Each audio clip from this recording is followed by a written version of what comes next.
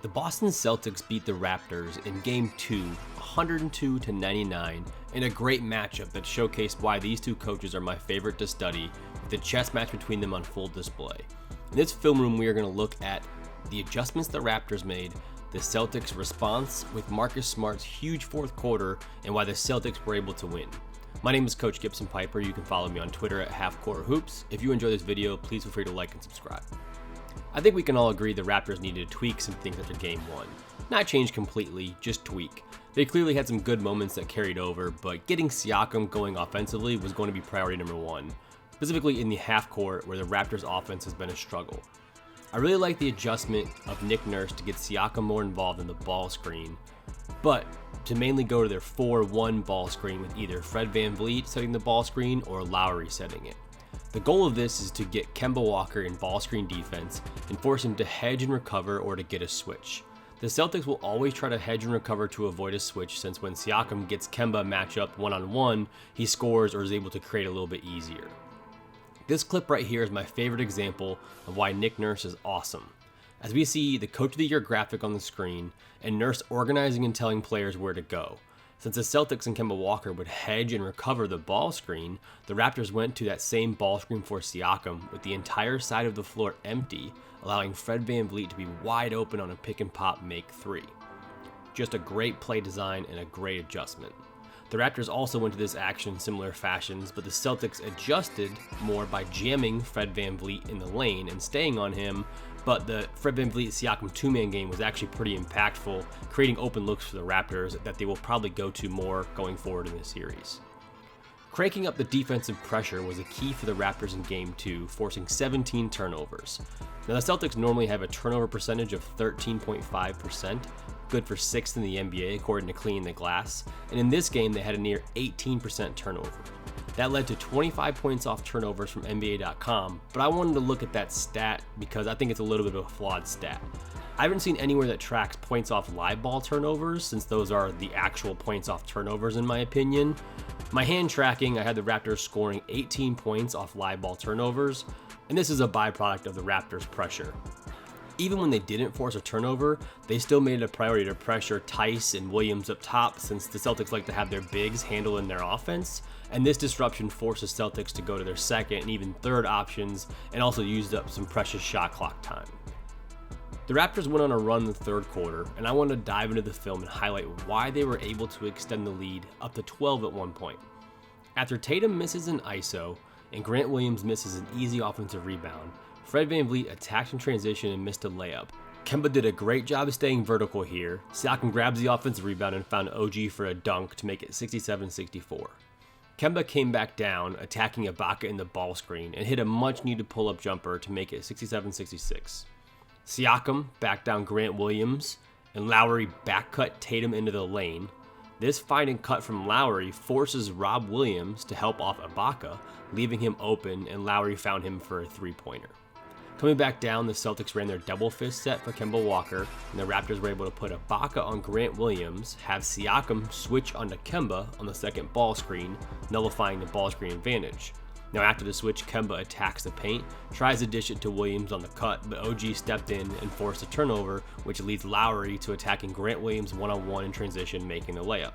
But one thing I want to highlight here is how Lowry's cutting the angle of Williams' defense off and finishing at the rim, which forced Brad Stevens to call a timeout. Raptors now up 72-66. Now here's what I love about Nick Nurse. With the Celtics calling a timeout to set up a play to get a score, Toronto switches to a zone, something that the Celtics struggled with in Game 1, only scoring 0.52 points per possession with 5 turnovers and 11 possessions. So going to zone is a smart move for the Raptors. Now the possession here ends with a smart good look from 3, which the Raptors are clearly living with.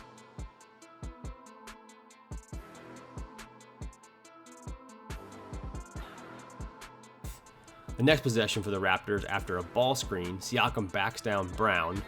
Here's a mistake from Tice. In my opinion, he should not be doubling down here. The Celtics have typically defended Siakam with single coverage in the post, so helping off Ibaka, who just hit a 3 here, doesn't make much sense, and that allows Ibaka to make another 3.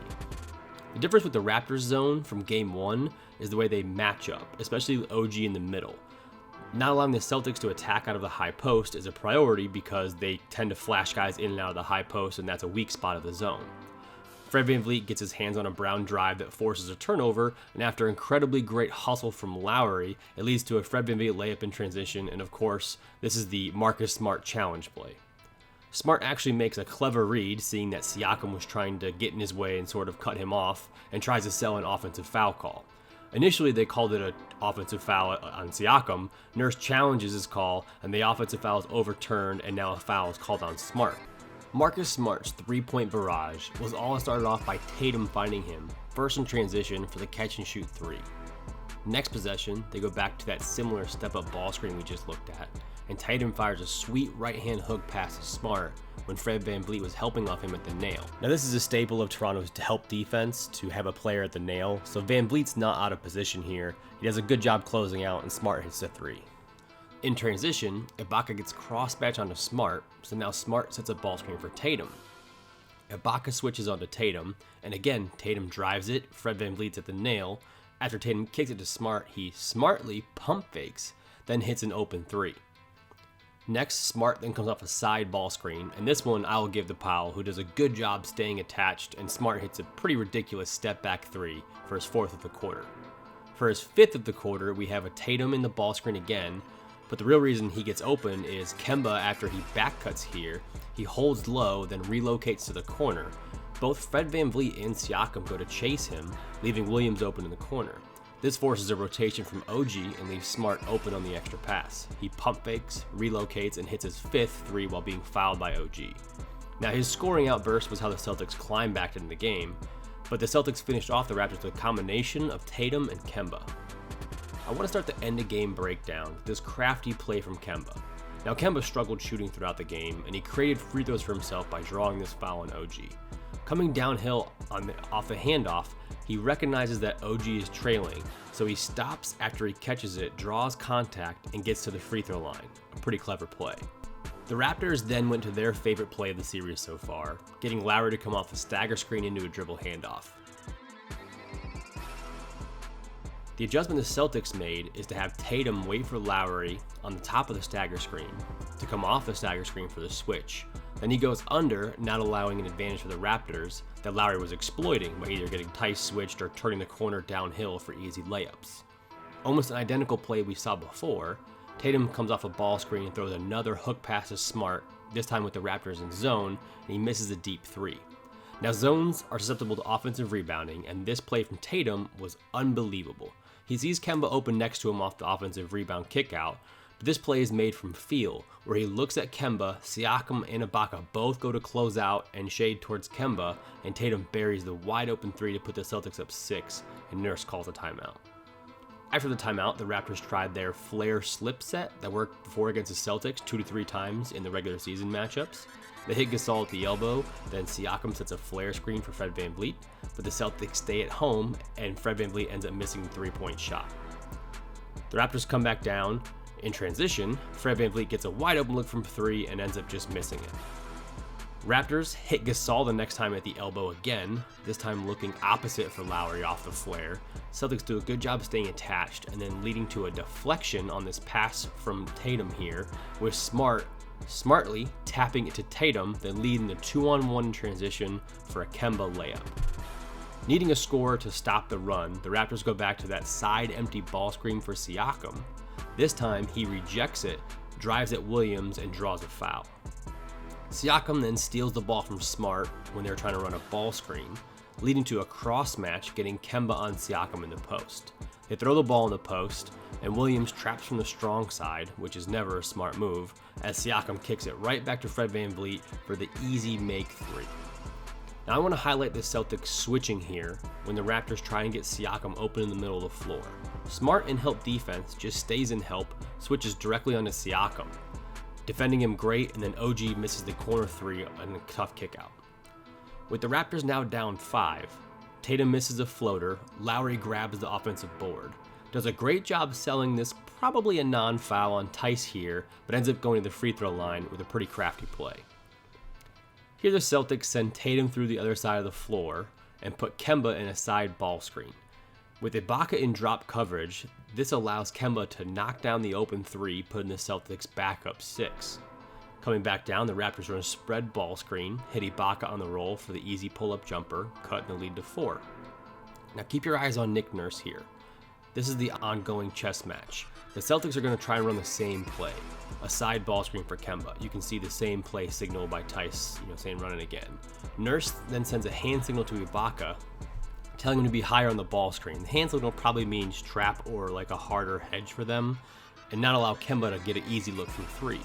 This forces Kemba to drive instead of pulling up, and after sort of the scramble situation, Brown misses a contested 3, so the defensive adjustment on the fly worked. The Raptors then go to ball screens for Lowry and Fred VanVleet in back-to-back possessions, who end up missing 3s that were pretty tough shots. They were semi-contested 3s. The Celtics, now up 4, have a chance to kind of seal the game. Now they ISO Tatum at the elbow on OG. This ends up with Tatum pushing off and getting called for a charge, and a technical because of the fist pump complaint.